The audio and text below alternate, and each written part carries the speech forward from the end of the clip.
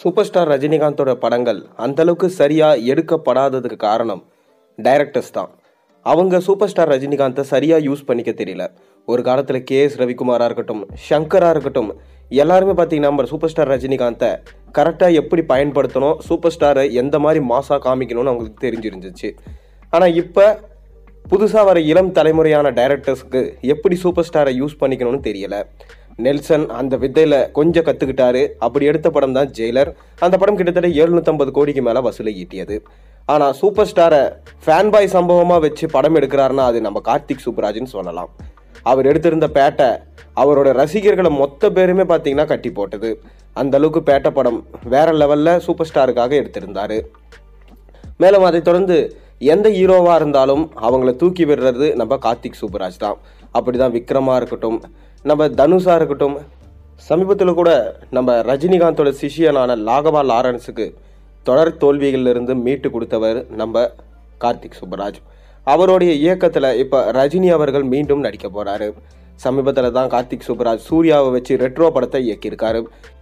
இந்த படம் சூர்யாவுக்கு ஒரு தரமான கம்பேக் படமாக அமையும் என்று நம்ம நம்பலாம்.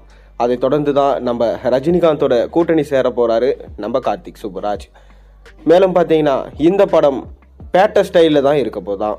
பேட்டை படம் அந்த அளவுக்கு பயங்கரமான தாக்கத்தை ஏற்படுத்தி இருந்தது. பேட்டை 2வான்னு கேட்டிங்கன்னா கண்டிப்பாக பேட்டை 2 கிடையாது. இது ஒரு தனியான சப்ஜெக்ட். இந்த கதையை நம்ம சூப்பர் ஸ்டார் ரஜினிகாந்திடம் நரேட் பண்ணியிருக்காரு நம்ம கார்த்திக் சுப்புராஜ். சூப்பர் ஸ்டார் ரஜினிகாந்தும் இந்த ஒன்லைன் பிடிச்சு போகவே இதை டெவலப் பண்ணுங்கன்னு சொல்லியிருக்காரு. இந்த கதையை தான் ஏற்கனவே விஜய்க்கும் சொல்லியிருந்தாராம். ஆனால் விஜய் ஒரு சில காரணங்களால் இந்த படத்தை தவிர்த்துட்டாரு. இப்போ ஜனநாயகன் அப்படின்ற படத்தில் H. வினோத்தோட டைரக்ஷனில் நடிச்சிட்டு இருக்காரு. அதை தொடர்ந்து பார்த்தீங்கன்னா நம்ம ரஜினி அவர்கள் இப்போ கூலி படத்தில் பிஸியாக நடிச்சிட்டு இருக்காரு. இந்த கூலி திரைப்படத்தை லோகேஷ் இயக்குறாரு. சன் பிக்சர்ஸ் பிரம்மாண்டமாக ப்ரொடக்ஷன்ஸ் பண்ணுறாங்க. அனிருத் மியூசிக் பண்ணுறாரு. இந்த ஆகஸ்ட் 10ஆம் தேதி இந்த படம் ரிலீஸ் ஆகும் என்று சொல்லப்படுது. அதை தொடர்ந்து ஜெயிலர் 2 படம் தீபாவளிக்கு ரிலீஸ் ஆகும் என்று சொல்லப்பட்டு வருது. இன்னுமே ஷூட்டிங்கை ஸ்டார்ட் பண்ணல. கூடிய விரைவிலே அதற்கான ஷூட்டிங்கை ஸ்டார்ட் பண்ண போகிறாங்க. அதாவது மார்ச் மாதம் எண்டில் ஜெயிலர் 2 படத்திற்கான ஷூட்டிங்க்கு போக போகிறாங்க. அதை தொடர்ந்து தான் பார்த்தீங்கன்னா அடுத்த வருஷம் நம்ம கார்த்திக் சுப்புராஜும் ரஜினியும் இணைய போகிற படம் உருவாக அதிக வாய்ப்பு இருக்கிறதா சொல்லப்படுது.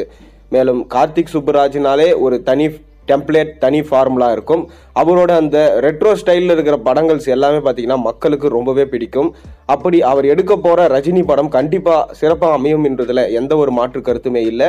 நீங்கள் கார்த்திக் சுப்புராஜும் ரஜினியும் மீண்டும் இணைந்து படம் பண்ணால் நல்லா இருக்கும்னு நினைக்கிறீங்களா? மறக்காமல் கீழே கமெண்ட்டில் சொல்லுங்கள்.